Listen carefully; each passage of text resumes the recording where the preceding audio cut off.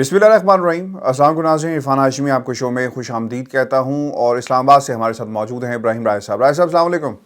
وعلیکم السلام۔ رائے صاحب، یہ جو گیرٹ ڈسکوری جو کمپنی ہے فورینزک جس نے کیا، پہلے بات نہیں کر رہے تھے، اور جو خبر لگی بھی اور پھر وہاں سے جو موقف آیا، خاموشی توڑ دی گئی ہے اینڈریو گیرٹ کی طرف سے، جو مالک ہیں اس کمپنی کے، اور وہ یہ کہتے ہیں کہ ہم سے جو اس کی جہاں تک صحیح ہونا یا غلط ہونے کا تعلق ہے اس ویڈیو کا، اس آڈیو کا، اس کی تمام تر ذمہ داری اس شخص پر عائد ہوتی ہے جو ہمارا کلائنٹ ہے۔ اور پھر انہوں نے یہاں تک نہیں بلکہ یہ بھی بتا دیا کہ $2100 انہوں نے اس کے چارج بھی کیے ہیں۔ اب تک 2000 سے کے لگ بھگ انکوائریز انہیں موصول ہو چکی ہیں، کسی نے تھرٹ بھی کیا، اور یہ پہلا انٹرویو ہے، خاموشی توڑی ہے، اور انہوں نے اپنے انٹرویو میں تمام حقائق سامنے لے کر آئے۔ کتنا امپورٹنٹ ہے آپ کے نزدیک، یا آپ سمجھتے ہیں کہ یہ ڈیمیجنگ ہو سکتا ہے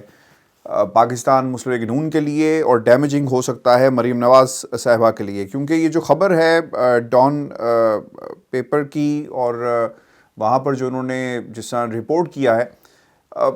حالات اب ہمیں جو جس طرح کا سیاسی منظرنامہ یا اس سے جو بینیفیشریز تھے رائے صاحب، وہ پیچھے ہٹتے ہوئے نظر آ رہے ہیں۔ اور پھر جن صاحب نے اس کو خبر کو بریک بھی کیا وہاں سے، اب ان کا موقف بھی تھوڑا سا ہمیں ڈیفرنٹ نظر آ رہا ہے۔ کیا کہیں گے اس خبر کے حوالے سے؟ دیکھیں، اس فرم کے حوالے سے جو اب خبر آئی ہے نئی، اس خبر کے اندر ایک بہت بڑی خبر چھپی ہے۔ اصل میں خبر وہی ہے، اور اس خبر کو پڑھنے کی ضرورت ہے، کیونکہ اس سے پہلے اس کمپنی کا موقف یہ تھا کہ جو جعلی آڈیو جسٹس ثاقب نثار کی اب ثابت ہو چکی ہے، اس کمپنی کا موقف یہ تھا کہ وہ آڈیو ٹھیک تھی، وہ آڈیو اصلی تھی، اس میں کسی قسم کی ایڈیٹنگ نہیں کی گئی تھی۔ اور فیکٹ فوکس جو ادارہ جس نے یہ آڈیو لیک کی تھی اور پھر فورینزک کے لیے اس فرم کو بھیجی تھی، اس کا بھی موقف یہی تھا کہ اس کمپنی نے ہمیں یہی بتایا ہے کہ اس کے اندر کسی قسم کی کاٹ پیٹ نہیں کی گئی۔ لیکن اب جو اصل خبر ہے، یعنی یہ جو بہت بڑی ایک خبر چھپی ہے، اس کے اندر 3 لائنیں ایسی ہیں جس کے اندر میں یہ سمجھتا ہوں کہ ایک ایسی خبر چھپی ہے جس سے مسلم لیگ نون کا پورا بیانیہ زمیں بوس ہو گیا ہے، اور جس طریقے سے یہ ثابت کرنے کی کوشش کی جا رہی تھی کہ یہ آڈیو اصلی ہے، وہ پورا بیانیہ بھی آپ کہہ سکتے ہیں کہ دبردوس ہو گیا ہے۔ کیونکہ اس 3 لائن میں یہ کہا گیا ہے کہ اگر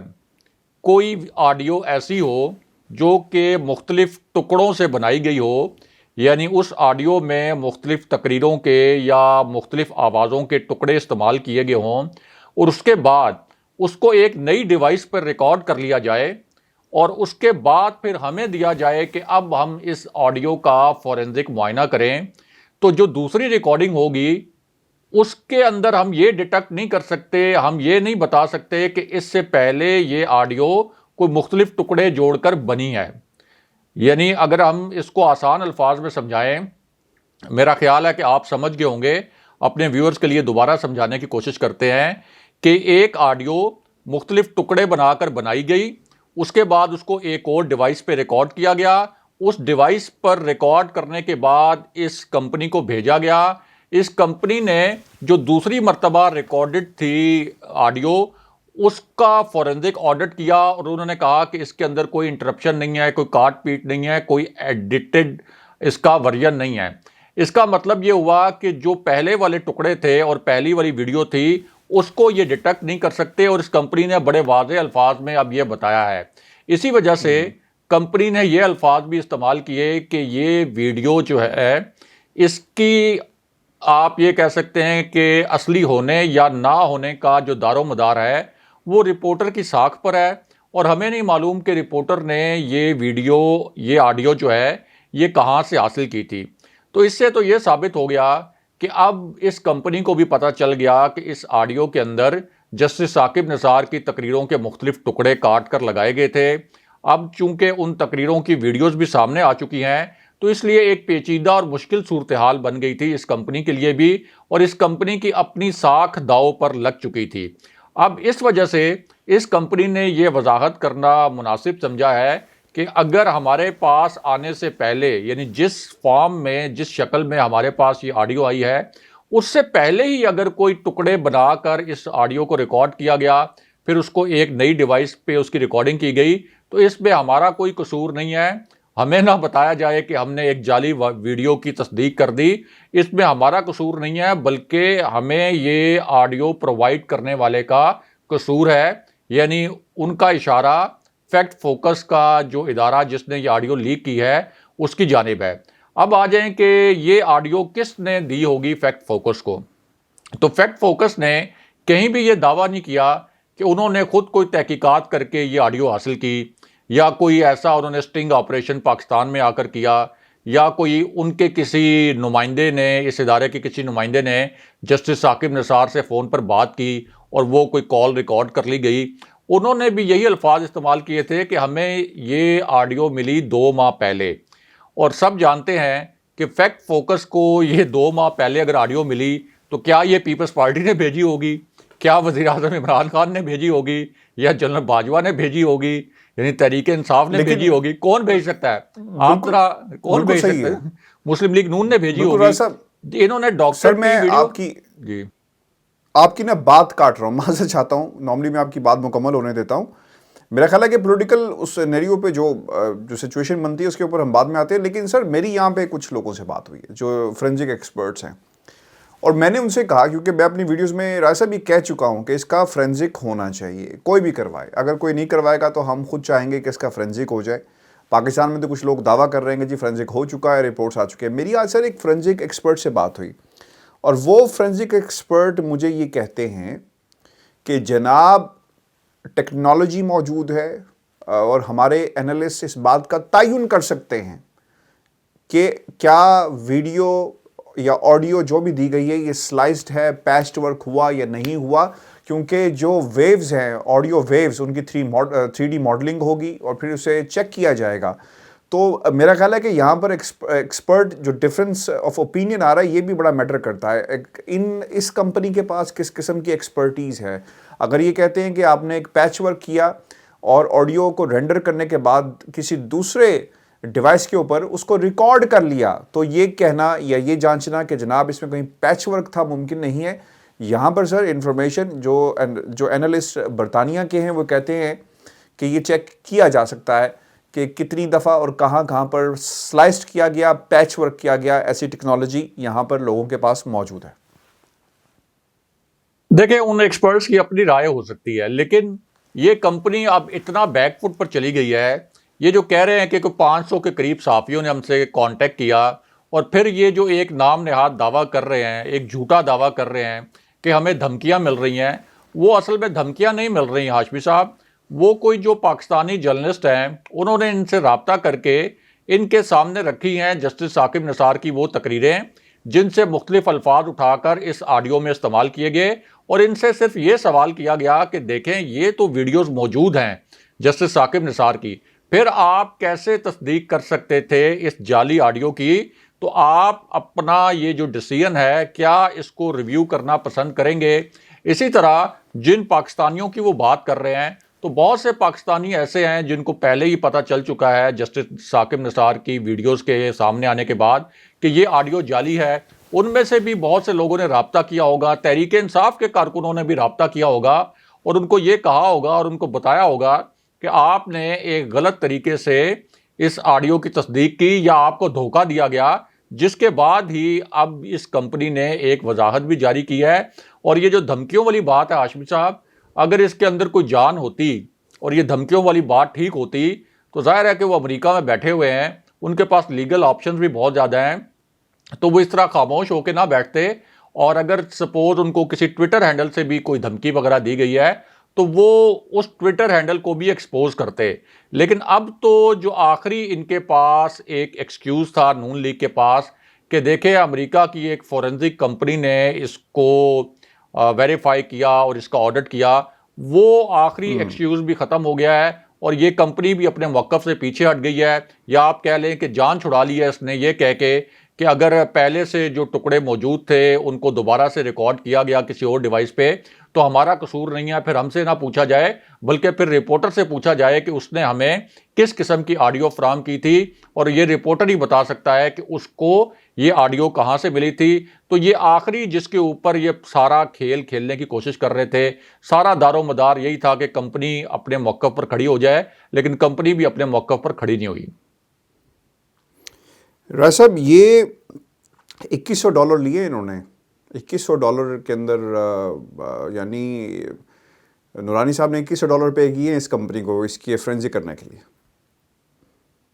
دیکھیں اب یہ کیا کہا جا سکتا ہے کہ نورانی صاحب کو تو ویڈیو ظاہر ہے کہ مسلم لیگ نون نے، بظاہر تو یہی ہے، لگتا ہے کہ مسلم لیگ نون نے دی ہوگی، تو آپ نے میرے سوال کا جواب بھی نہیں دیا کہ کیا جنرل فیض حمید نے دی ہوگی یہ ویڈیو یا یہ آڈیو، یا جنرل باجوہ نے دی ہوگی، یا پرائم منسٹر عمران خان نے دی ہوگی۔ نورانی صاحب کے لیے سوال ہے، نورانی صاحب کے لیے سوال کس کو سوٹ کرتا تھا؟ یعنی چلیں دیکھیں، وہ ایک صحافی ہیں، ان کے پاس ایک آڈیو آ گئی اور انہوں نے اس آڈیو کے اوپر ایک سٹوری کر لی۔ مختلف سیاسی جماعتیں مختلف مواد جو ہے وہ مختلف جو صحافی ہیں ان سے شیئر کرتی رہتی ہیں، اور ان کی خواہش ہوتی ہے کہ اس مواد کو نشر کیا جائے یا اس مواد کو شائع کیا جائے، اور صحافی جو ہے پھر وہ اس کی اپنے طور پر تحقیق بھی کر لیتے ہیں۔ لیکن ہوا یہ ہے کہ فیکٹ فوکس کے ساتھ دھوکہ ہو گیا ہے،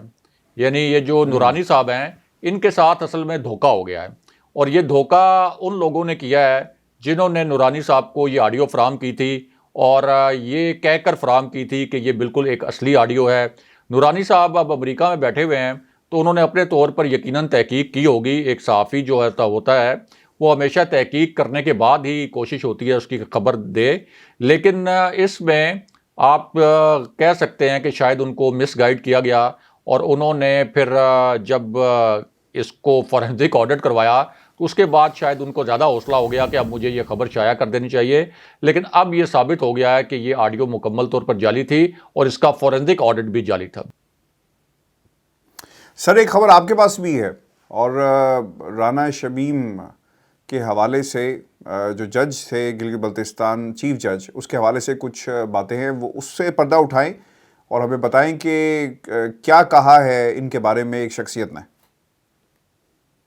دیکھیں ہاشمی صاحب، رانا شمیم نے اپنی طرف سے ایک ایسی گواہی لانے کی کوشش کی جس سے میاں نواز شریف کو فائدہ ہو جائے، لیکن میاں نواز شریف کی جو سب سے قریبی شخصیت رہی جب وہ پرائم منسٹر تھے، اور ایک ایسی شخصیت جس کے اوپر وہ سب سے زیادہ اعتماد کرتے تھے اور اب بھی بہت زیادہ اعتماد کرتے ہیں، اب بھی اس شخصیت کو اپنا بہت بااعتماد ساتھی سمجھتے ہیں، تو اسی شخصیت نے اب رانا شمیم کے سارے پول بھی کھول دیے ہیں، اور کسی دباؤ میں نہیں کھولے، بلکہ سب کو معلوم ہے کہ اب بھی وہ نون لیگ کے ساتھ بڑے سنسیئر ہیں، لیکن جو باتیں سچ تھیں وہ اب منظر عام پر لے کے آ گئے ہیں۔ ایک تو یہ جو فواد حسن فواد ہیں، یعنی میاں نواز شریف کے یہ پرنسپل سیکرٹری رہے ہیں، اور پورے ملک کا نظام اس وقت فواد حسن فواد چلا رہے تھے، اور میاں نواز شریف کے بعد اس ملک میں سب سے طاقتور شخصیت اس وقت فواد حسن فواد تھے۔ ان کے اختیارات کا اندازہ آپ اس بات سے لگا سکتے ہیں کہ بڑے بڑے وفاقی وزراء جو ہیں، بڑے بڑے اثر و رسوخ رکھنے والے وفاقی وزراء ان کے سامنے پر نہیں مار سکتے تھے،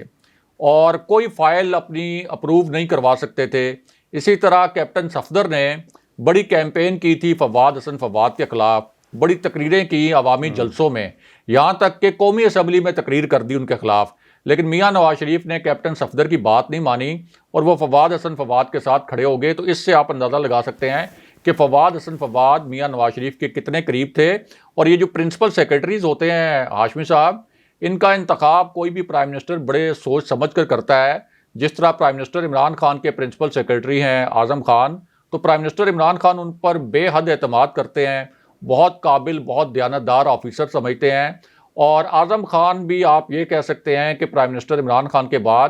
پرائم منسٹر آفس میں سب سے طاقتور شخصیت ہیں، اور کوئی وہ وزراء کی بات وغیرہ نہیں مانتے اور فیصلے اپنے خود کرتے ہیں۔ تو فواد حسن فواد سے پوچھا یہ گیا، سوال یہ کیا گیا کہ کیا یہ بات سچ ہے کہ رانا شمیم ایکسٹینشن مانگ رہے تھے، یعنی جو سابق چیف جسٹس ثاقب نثار نے کہا تھا کہ رانا شمیم اصل میں ایکسٹینشن مانگ رہے تھے اور میں نے ان کو ایکسٹینشن نہیں دی، تو اس کی وجہ سے ان کا میرے ساتھ بغض تھا اور اس کی وجہ سے انہوں نے مجھ پر الزام لگا دیا کہ میں نے اسلام آباد ہائی کورٹ کے جج جسٹس عامر فاروق کو یہ کہا تھا کہ مریم نواز اور میاں نواز شریف کو باہر نہیں آنے دینا۔ تو فواد حسن فواد سے پوچھا گیا کہ آپ اتنے کلیدی عہدے پر تھے تو کیا آپ کے علم میں ایسی بات ہے؟ اب اس پر فواد حسن فواد نے کہا کہ یہ بات 100% ٹھیک ہے کہ رانا شمیم ایکسٹینشن چاہتے تھے، اور رانا شمیم نے ڈاکٹر آصف کرمانی سے جو کہ میاں نواز شریف کے بہت زیادہ قریب ہیں، اور آپ یہ کہہ سکتے ہیں کہ وہ بھی ایک طرح سے بہت ہی ذاتی حیثیت میں میاں نواز شریف کے خدمت گار رہے ہیں، اسی وجہ سے ان کو سینیٹر بھی بنایا گیا تھا۔ تو فواد حسن نے بتایا، فواد حسن فواد نے، کہ ڈاکٹر آصف کرمانی سے بھی سفارشیں کروائیں رانا شمیم نے، اس کے بعد کئی وزراء سے بھی سفارشیں کروائیں کہ مجھے ایکسٹینشن دلوائی جائے، اور ان کا کہنا یہ ہے کہ اس کے بعد میاں نواز شریف نے مجھ سے پوچھا کہ کیا ہم ایکسٹینشن دے سکتے ہیں رانا شمیم کو، تو میں نے ان کو بتایا کہ قانون میں اس کی کوئی گنجائش نہیں ہے، یہ بڑا مسئلہ کھڑا ہو جائے گا، اور اس میں کسی قسم کی کوئی گنجائش نہیں ہے کہ ہم رانا شمیم کو ایکسٹینشن دیں۔ اب بات یہاں ختم نہیں ہوئی، انہوں نے کہا کہ رانا شمیم کو ایکسٹینشن نہیں ملی، تو ان کو پتہ چل گیا کہ میاں نواز شریف نے فواد حسن فواد سے مشورہ کیا تھا، اور فواد حسن فواد کے مشورے پر یہ ایکسٹینشن نہیں ملی۔ تو اس کے بعد فواد حسن فواد کہتے ہیں کہ یہ اس قدر منتقم مزاج ہیں رانا شمیم کہ انہوں نے ایک کابینہ کے فیصلے پر، جو وفاقی کابینہ نے فیصلہ کیا تھا، اس وفاقی کابینہ کے فیصلے پر مجھے توہین عدالت کا نوٹس جاری کروا دیا، اور میں جس وقت نیب کی حراست میں تھا تو اس وقت انہوں نے کہا کہ آپ آ جائیں گلگت میں میری عدالت میں پیش ہوں، اور رات کو پھر 2 بجے 2:30 بجے ان کو گاڑی میں ڈالا گیا، پہلے اسلام آباد لائے گئے، پھر ان کو ایک رات ان کی لاک اپ میں گزری، پھر ان کو پہنچایا گیا گلگت رانا شمیم صاحب کی عدالت میں، وہاں کسی قسم کی کوئی کارروائی نہیں ہوئی، صرف اور صرف رانا شمیم نے وہ جو اپنی انا تھی، جو ان کی انا کو ٹھیس پہنچی تھی، اور یہ بتانا تھا کہ میں کتنا طاقتور ہوں، تو انہوں نے صرف ایک چکر لگوایا ان کو، فواد حسن فواد کو، یہ ان کے اپنے الفاظ ہیں، اور اس کے بعد کہا کہ ٹھیک ہے یہ پیشی ملتوی کی جاتی ہے۔ تو خود یعنی اب جو میاں نواز شریف کے اتنے قریبی ساتھی ہیں، اور ابھی بھی بہت قریبی ساتھی ہیں، پورا آپ یہ سمجھیں کہ فواد حسن فواد شریف فیملی کا ایک ممبر ہیں، ان کو ہمیشہ شریف فیملی اپنے خاندان کا ایک فرد سمجھتی رہی ہے، اور اب بھی سمجھتی ہے، لیکن اب ان کی گواہی آ گئی ہے کہ رانا شمیم واقعی ایکسٹینشن چاہتے تھے، رانا شمیم ایک منتقم مزاج آدمی ہے، رانا شمیم بغض رکھنے والے آدمی ہیں۔ تو اس سے آپ اندازہ لگا سکتے ہیں کہ رانا شمیم کی جو دیانتداری ہے اس کا کیا پیمانہ ہے، اور اسی سے پھر آپ یہ بھی اندازہ لگا سکتے ہیں کہ ان کا جو بیان حلفی ہے اس کو اگر دیانتداری کے پیمانے پر پرکھا جائے تو وہ کتنا کوئی ٹھیک ہو سکتا ہے۔ اور اسی وجہ سے اسلام آباد ہائی کورٹ میں ایک درخواست بھی گئی ہوئی ہے ان کے خلاف کہ آرٹیکل 5 کے تحت ان کے خلاف کارروائی کی جائے، اور وہ چیف جسٹس اسلام آباد ہائی کورٹ کو اس درخواست کا جو ریکارڈ ہے وہ بھی بھیجا گیا ہے، اور یہ آپ کہہ سکتے ہیں کہ جو ایک پہلے سے کیس چل رہا ہے اسی کیس میں یہ آرٹیکل 5 والی درخواست بھی ایڈ ہو جائے گی۔ صاحب میں کیونکہ رن ڈاؤن میں ہمارے وہ آخری خبر بھی ہے جس میں ثاقب نثار صاحب کی آپ کی بات ہوئی بڑی امپورٹنٹ ہے، میں چاہوں گا کہ اس پہ بھی ہم کمنٹ کریں، آپ سے پوچھا جائے کہ کیا گفتگو ہوئی اور کیا کہنا تھا۔ لیکن یہ جو مریم نواز کے حوالے سے، کیونکہ ایشو مریم نواز کے حوالے سے ہی ہے، اور میڈیا کیمپین اور پھر ان کی ویڈیو لیک ہوتی ہے، اور پھر کیا خوبصورتی کے ساتھ 42 92 اور پھر 24، اور پھر انہوں نے کہا سما ان کو اشتہار نہیں دینا، لیکن اس سے پہلے جس نے ویڈیو ریلیز کی تھی اس کا پچھلا حصہ بھی آ گیا، اور پھر ایک کلپ اور وائرل ہو رہا ہے سوشل میڈیا کے اوپر، میں چاہوں گا کہ آپ اس پہ ضرور کمنٹ کریں۔ 2017 میں وہ کہتی ہیں، سوال ہوا کہ آپ کا سوشل میڈیا سیل، وہ کہتی ہیں کہ میرا سوشل میڈیا سیل تو ہے ہی نہیں، اور پھر انہوں نے بعد میں جو اب لیٹسٹ بیان آیا اس میں انہوں نے کہا کہ سوشل میڈیا سیل چلا رہی تھی۔ اتنا زیادہ تضاد ان کے کال و فیل کے اندر، پاکستان کی قوم کس انداز میں ایک ایسی خاتون کو جس کی بات یعنی جو ماضی کے بیانات ہیں یا بھول جاتے ہیں یا بادام کھانے کی ضرورت ہے، یا پھر سیاست اسی کا نام ہے، جو کل کہا بھول جاؤ اور اب نئی جو صبح کا آغاز ایک نئے بیان سے کر دیتے ہیں۔ اچھا، ایک تو یہ ان کا جھوٹ تھا کہ اس سے پہلے جب ان سے پوچھا گیا تھا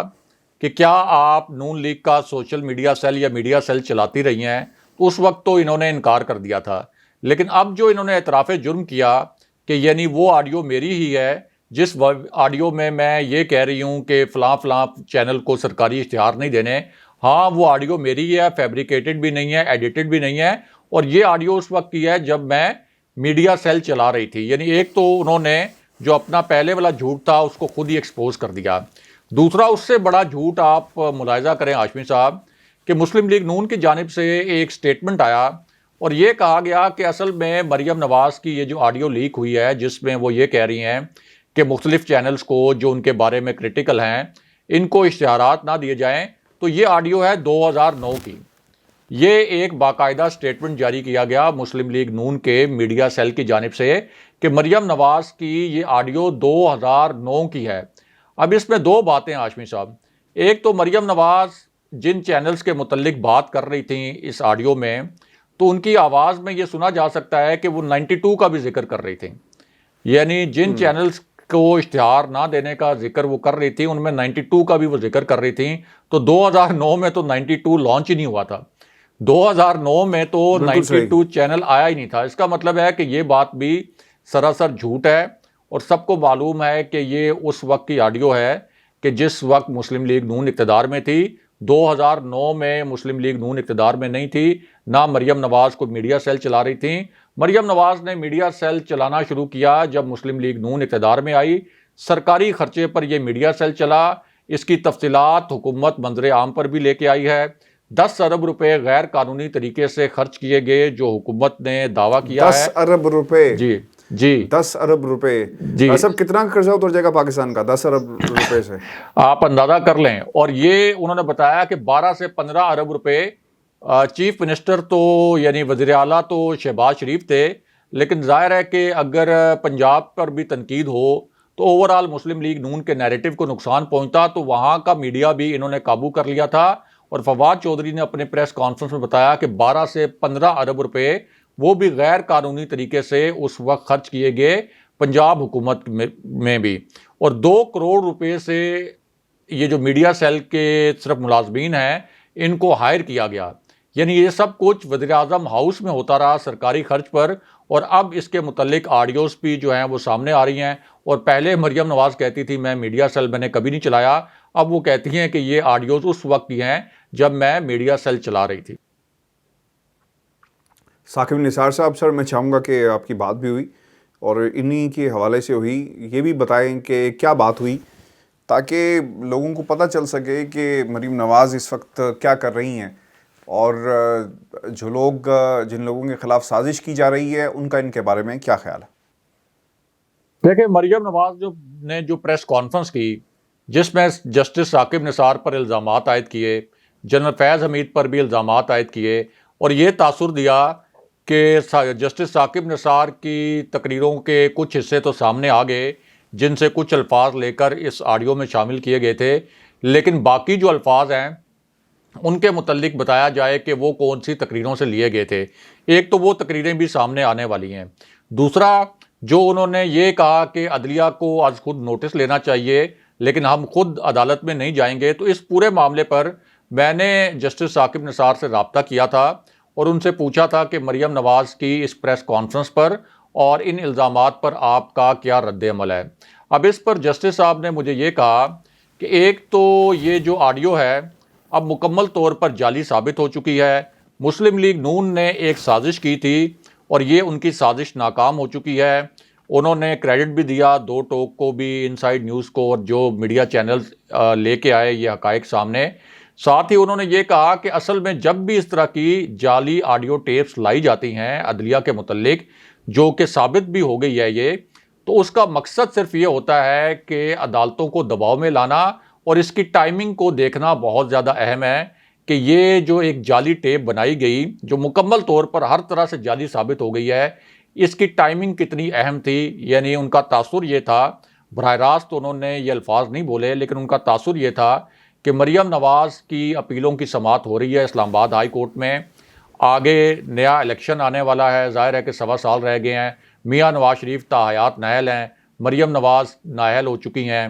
تو اس پوری صورتحال میں یہ جو جعلی آڈیو ایک سکینڈل لایا گیا اور اس سے پہلے ایک جعلی حلف نامہ لایا گیا سامنے جو کہ ایک جعلی ثابت ہو چکا ہے کیونکہ اس کے اندر بھی بہت زیادہ جھول تھے. تو جسٹس ثاقب نثار کا تاثر یہ تھا کہ یہ اصل میں ایک بہت بڑی ایک سیاسی گریڈ گیم کرنے کی کوشش کی گئی، لیکن چونکہ اس کے اندر لوپ ہولز بہت تھے،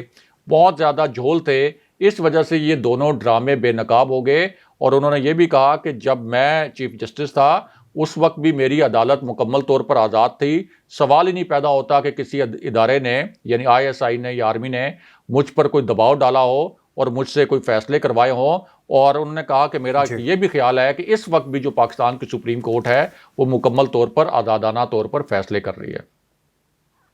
بہت شکریہ راجہ صاحب۔ ویورز یہ تھا دو ٹوک، اپنے کمنٹس میں ضرور بھیجیے گا، چینل کو سبسکرائب کریں۔ مجھے اور ابراہیم راجہ کو اجازت دیجیے، اللہ نگہبان۔ اللہ نگہبان۔